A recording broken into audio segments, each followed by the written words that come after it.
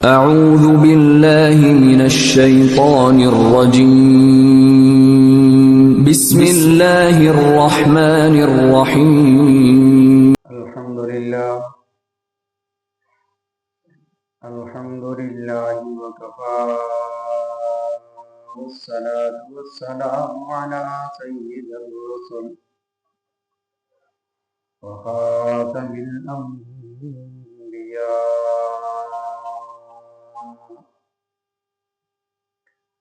اما بعد فاعوذ باللہ من الشیطان الرجیم بسم اللہ الرحمن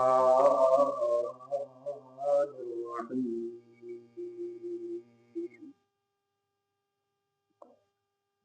لا تدرکہ الابصار،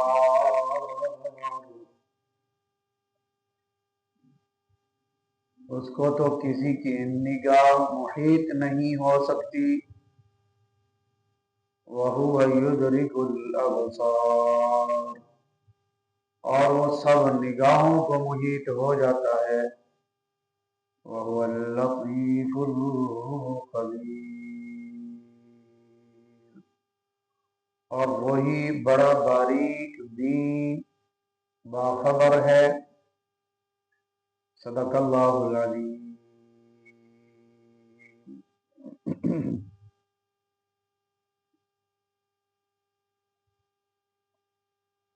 گزشتہ آیات مبارکہ میں اللہ جل شانہ نے اپنی ذات کے متعلق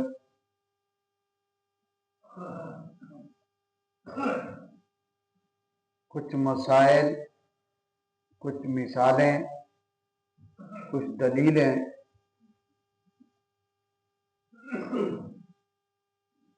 بڑے خوبصورت انداز میں پیش کی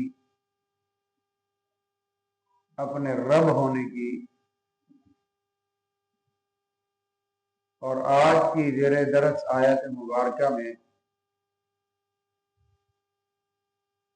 اللہ رب العالمین اپنے دیدار کے متعلق ارشاد فرما رہے ہیں۔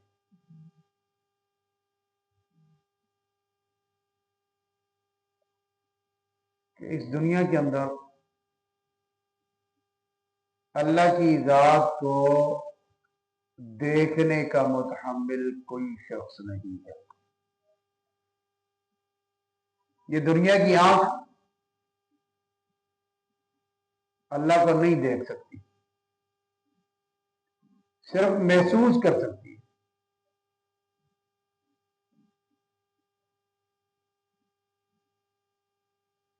انسان کی نگاہ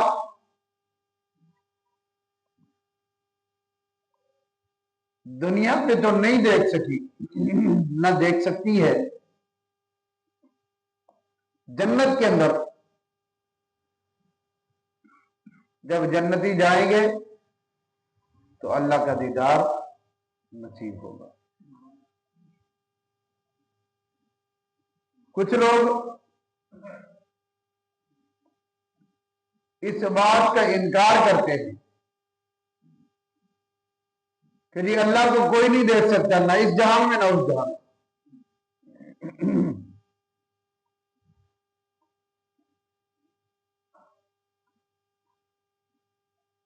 بعض فرقے معتزلہ ہو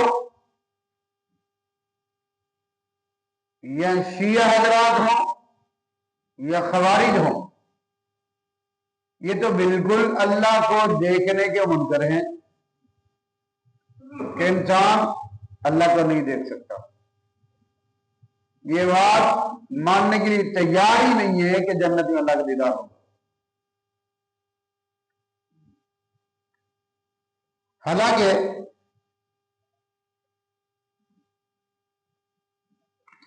یہ بات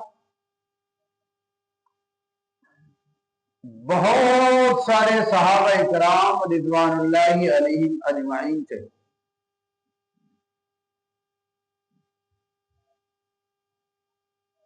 رسول اللہ صلی اللہ علیہ وسلم کی احادیث مبارکہ ثابت ہے۔ کہ جنت کے اندر اللہ اپنا دیدار کروائے گا اور جنتی دیکھیے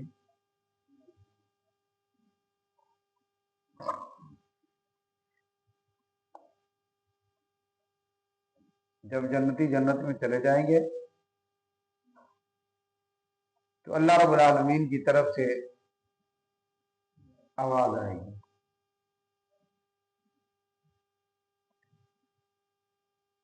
کہ جنت والوں میں نے تم سے جو وعدے کیے تھے جنتی کی نعمتوں کے متعلق،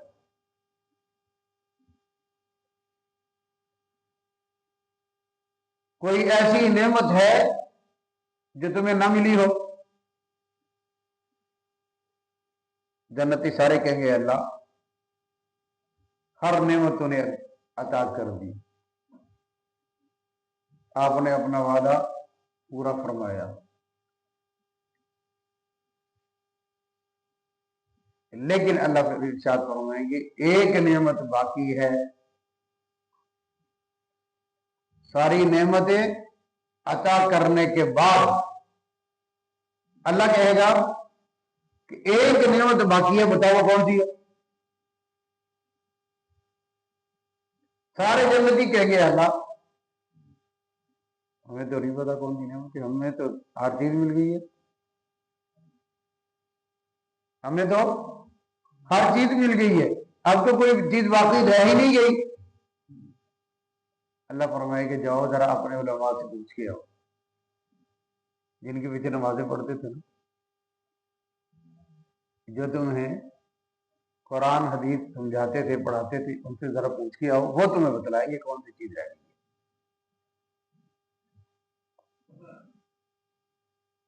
اب یہاں علماء کی اہمیت کا بھی ہمیں اندازہ ہونا چاہیے اور علم ہونا چاہیے کہ جیسے دنیا کے اندر بغیر علماء کے ہم کچھ بھی نہیں ہے، ہر موقع پر ہمیں ان کی ضرورت پڑتی ہے، کلمے کے لیے، بچے کے کان میں اذان دینے کے لیے، بچوں کے اسلامی نام رکھنے کے لیے،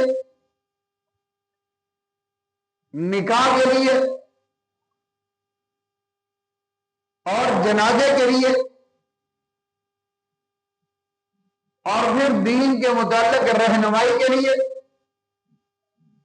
ہمیں ان علماء کی دنیا میں ضرورت رہتی ہے۔ ہزار جب ہم انکار کریں،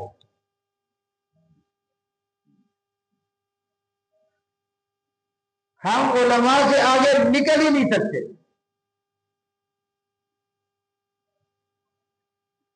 بندہ زندہ رہ کے کسی مولوی سے آگے نکل جائے میں نہیں مانتا،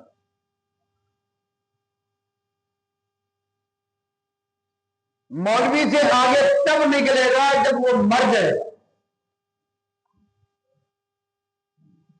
زندہ ہوتا ہے تو مولوی کے پیچھے کھڑا ہوتا ہے، تو جب مر جاتا ہے تو وہ مولوی کے آگے ہوتا ہے۔ جنازے کے لیے میت مولوی صاحب کے آگے ہوتی ہے، تو پتہ چلا مولوی سے آگے نکلنے کے لیے مرنا ضروری ہے، مرو گے تو مولوی سے آگے نکلو گے، ورنہ زندگی میں نہیں نکل سکتے، نکلو گے تو رستے سے ہٹ جاؤ گے، گمراہ ہو جاؤ گے، بھٹک جاؤ گے۔ اتنی بہترین مثال دے کے تمہیں سمجھایا جا رہا ہے کہ اس دنیا کے اندر علماء کی قدر کر لو، کل جنت میں ان کے ساتھ جاؤ، جنت میں جا کر پھر ہماری ضرورت پڑے گی، علماء کی ضرورت پڑے گی، سارے جنتی علماء کے پاس جائیں گے اور پوچھیں گے حضرت دنیا جیتے اسی طرح نہیں مانے، دنیا میں تو ہم نے آپ کی قدر نہیں کی، آج آپ کی قدر اللہ بتلا رہا ہے۔ اللہ نے کہا جاؤ ان سے پوچھ کے آؤ جن کے پیچھے نمازیں پڑھتے تھے، جو تمہارے جنازے پڑھاتے تھے، جو تمہارے نکاح پڑھاتے تھے، ان سے پوچھ کے آؤ۔ کہیں گے استاد جی بتائیے کون سی چیز باقی ہے جو اللہ نے ہمیں جنت میں دینی تھی؟ علماء بتلائیں گے کہ اللہ کا دیدار اور اللہ کی رضا باقی ہے. جاؤ جا کے رب سے کہہ دو. سارے جنتی پھر رب کے دربار میں حاضر ہوں گے, کہیں گے اللہ پتہ چل گیا. کیا پتہ چلا؟ کہیں گے اللہ تیرا دیدار اور تیری رضا باقی ہے. پھر اللہ رب العالمین اور بندوں کے درمیان جتنے پردے ہوں گے وہ سارے ایک طرف کر دیں گے اور اپنا دیدار نصیب فرما دیں گے. یہ جنت کے اندر اللہ رب العالمین ہمیں یہ شرف عطا فرمائیں گے جو اپنا دیدار کروائیں گے. دنیا میں ہم رب کا دیدار نہیں کر سکتے. اس لیے جناب رسول اللہ صلی اللہ علیہ وسلم نے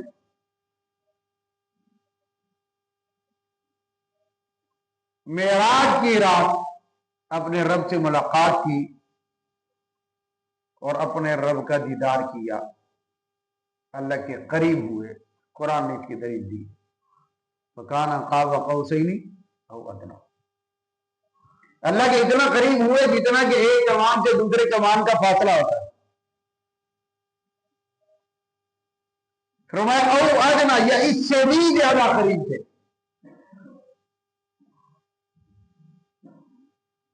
پھر یہ صلاحیت اور یہ طاقت اور استطاعت رب تعالیٰ نے اپنے محبوب کے اندر پیدا کی. جب معراج پہ تشریف لے جانے لگے تو اللہ نے آپ صلی اللہ علیہ وسلم کے دل مبارک کا آپریشن کیا. حضرت جبرائیل علیہ السلام نے آپ کے سینے کو کاٹا اور کاٹ کر آپ کا دل نکالا, اور دل نکال کر پھر اس دل کو بھی کاٹا, آپریشن کیا. اس دل کے اندر سے خون جو جمع ہوا تھا یا اکٹھا تھا اس کو نکال کر آب زمزم سے دھویا گیا. تو آپ صلی اللہ علیہ وسلم ارشاد فرمایا کہ جب جبرائیل نے مجھے آب زمزم کے کنویں کے ساتھ لٹایا میں ہوش حواس کے ساتھ تھا. جب میرا آپریشن کیا تب بھی میں ہوش میں تھا. جب میرا دل نکالا تب بھی میں ہوش میں تھا. دل کو کاٹا گیا تب بھی میں یہ منظر دیکھ رہا تھا. اور پھر دوبارہ میرے سینے کے اندر اللہ حضرت جبرائیل علیہ السلام نے وہ دل کو رکھا اور سلائی کیا. صحابہ کو یہ نشان دکھائے حضور نے, یہ نشان یہ میں دل کے بائی پاس کے.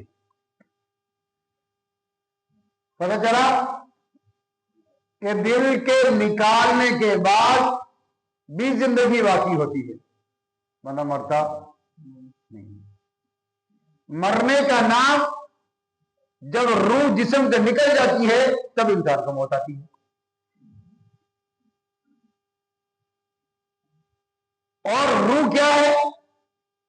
امر ربی ہے, اللہ کا حکم ہے. اب یہاں آیت مبارکہ کے اندر جو کہا جا رہا ہے لا تدرکہ الابصار, انسان دیکھ تو سکتا ہے لیکن ادراک نہیں رکھتا. ادراک کا مطلب قرآن مجید کے اندر دوسرے مقام پر ارشاد فرمایا قال اصحاب موسیٰ انا لمدرکون, یعنی جب موسیٰ علیہ السلام کا لشکر پانی کے قریب پہنچا تو دشمن پیچھے چڑھ آیا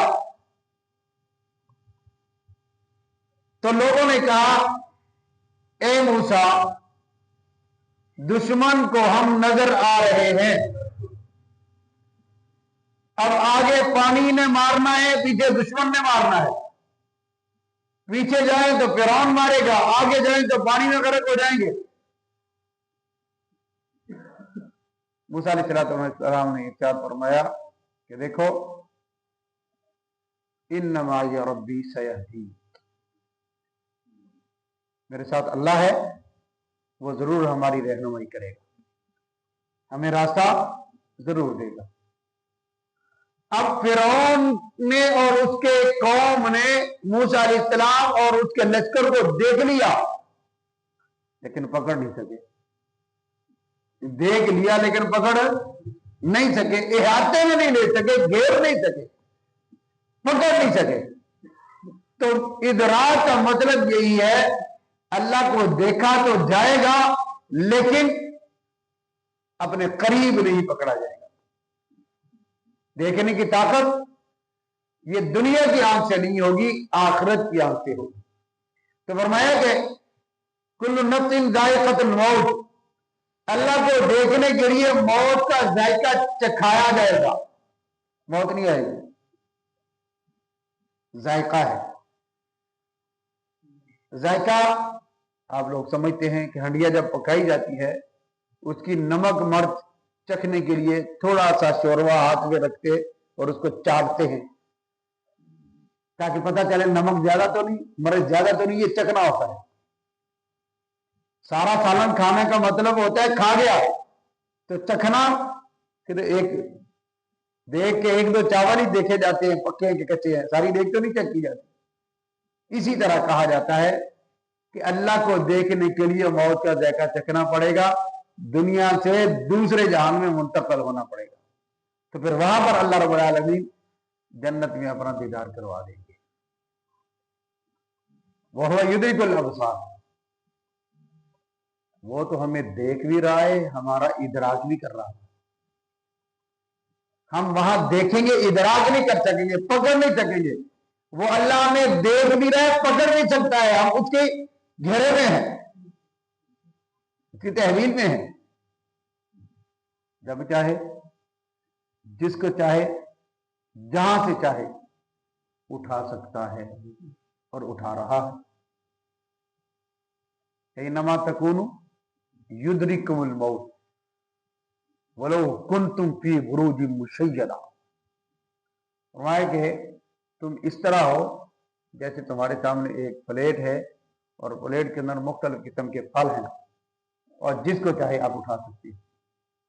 اللہ کے سامنے ایسے ہی سارے انسان ایک پلیٹ میں ہیں اور اللہ جب چاہے، جس کو چاہے، جیسے چاہے اٹھا لے۔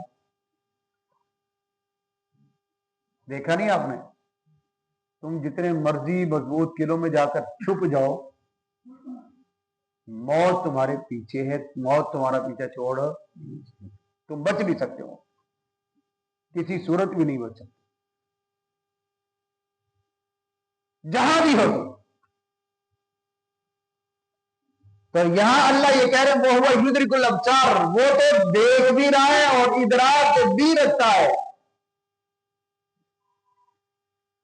ہر بندہ اس کی حکومت سے، اس کی دسترس سے، اس کے گھیرے سے باہر نہیں نکل سکتا۔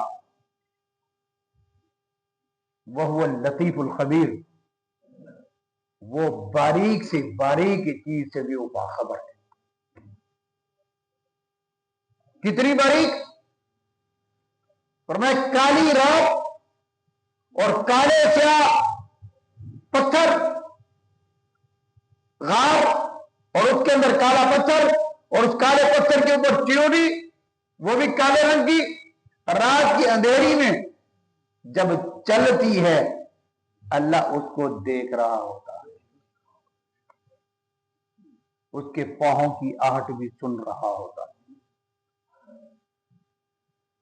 جیسا کہ حضرت سلیمان علیہ السلام کا لشکر ایک جگہ سے گزر رہا تھا، ایک چیونٹی نے تمام چیونٹیوں کو آواز لگائی، اور چیونٹیوں پیغمبر کا لشکر آ رہا ہے، بچ جاؤ، بلوں میں گھس جاؤ، نہیں تو پاؤں کے نیچے آ کر روندی جاؤ گی۔ اللہ رب العالمین نے سلیمان علیہ السلام کو کہا اے سلیمان سن، یہ چیونٹی کیا کہہ رہی ہے، یہ چیونٹی کیا کہہ رہی ہے، سن اس کی بات، کیونکہ حضرت سلیمان علیہ السلام کو اللہ نے ہر جانور کی بولی سکھائی تھی، آپ سنتے بھی تھے، بولتے بھی تھے، ہر جانور کی بولی۔ چیونٹی کی یہ آواز اللہ نے حضرت سلیمان کو سنائی اور اللہ کو یہ ادا اتنی پسند آئی، اللہ نے قرآن بنا کر ہمارے لیے رہنما بنا کر سورت بھی اللہ رب العالمین نے چونٹی کے نام سے بنا دی۔ 19ویں پارے کے اندر سورت نمل، نمل چونٹی کو کہتے ہیں۔ چونٹی کے بولنے کی آواز، اس کی دعوت اللہ کو اتنی پسند آئی، پتہ چلا کہ جو شخص دوسرے کا خیر خواہ ہوتا ہے، یہاں یہ بات بتانا مقصود ہے، جو دوسرے کی رہنمائی کر رہا ہوتا ہے، جو دوسرے کی بھلائی کر رہا ہوتا ہے، جو دوسرے کو نفع دے رہا ہوتا ہے، وہ رب کو بڑا پسند ہے، وہ اللہ کو پسند ہے۔ اب ہم یہ دیکھیں ہم دوسروں کو کتنا فائدہ دے رہے ہیں۔ ہر بندے کی کوشش ہے کہ مجھے اس سے فائدہ مل جائے، مجھ سے فائدے کا مطالبہ نہ کرے، ہے کہ نہیں ایسے؟ یہ ایمان نہیں ہے، اس کو ایمان نہیں کہتے۔ ایمان اس چیز کا نام ہے کہ جو چیز اپنے لیے پسند کرتا ہے وہی چیز بھائی کے لیے بھی پسند کرے۔ دین اس کا نام، شریعت اس کا نام۔ ہم خود تو بہترین چیز پسند کریں، اور جو اللہ کے نام پہ مانگنے والا آئے اس کو استعمال شدہ دے، اس کو بچ جائے تو تب دے، خراب ہو جائے تو تب دے دیں۔ ہمارا معیار یہ ہے، جبکہ اللہ کو یہ چیز پسند نہیں ہے۔ دوسروں کو فائدہ دینا، مخلوق کی بھلائی کرنا، یہ اللہ رب العالمین کو بڑا پسند ہے۔ اس لیے آج کی زیر درس آیات مبارکہ میں اللہ رب العالمین نے یہ بڑی خوبصورت انداز میں اپنی طرف متوجہ کیا ہے۔ یہ ساری نعمتیں بتلانے کے بعد اللہ کہتا ہے کہ ان کو بتا دو میں ان کے قریب رہتا ہوں، میں کہیں دور نہیں ہوں، لیکن تم دیکھ نہیں سکتے۔ لا تدرک الابصار، تم دیکھ نہیں سکتے دنیا میں۔ آخرت میں دکھاؤں گا، لیکن اس دیکھنے کی طاقت پیدا کروں گا۔ پھر یہ نعمت ہے اللہ کی طرف سے بہت بڑی، جو ہمیں اللہ نے آخرت میں عطا فرمانی ہے۔ تو آج کی زیر درس آیت مبارکہ کو مد نظر رکھتے ہوئے اللہ تعالیٰ نے بہت سارے لوگوں کے اشکالات کو دور کیا ہے۔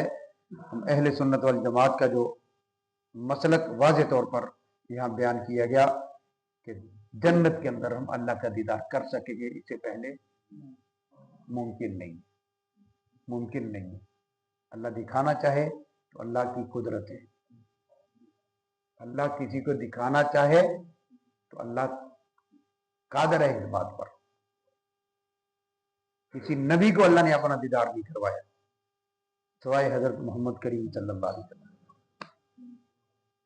وہ بھی اللہ نے طاقت پیدا کی تھی دیکھنے کی، ورنہ ان کو بھی دیدار نہ ہوتا۔ آپریشن کر کے دل کے اندر وہ طاقت پیدا کی تھی تاکہ نہ گھبرائیں نہ ڈریں۔ موسیٰ علیہ السلام نے چھوٹی سی تجلی دیکھی تھی تو بے ہوش ہو گئی، چھوٹی سی ایک سوئی کے نکے کے برابر ہوئی، جس سے پہاڑ پر گرائی تھی وہ پہاڑ ریزہ ریزہ ہو گیا۔ تو پھر میری اور آپ کی آنکھ دنیا کے کیسے دیکھ سکتی ہے؟ اللہ تعالیٰ ہم سب کو قرآنی اسلوب پر، قرآنی تعلیم پر یقین رکھنے کی اور اس پر عمل کرنے کی توفیق نصیب فرمائے۔ وآخر دعوانا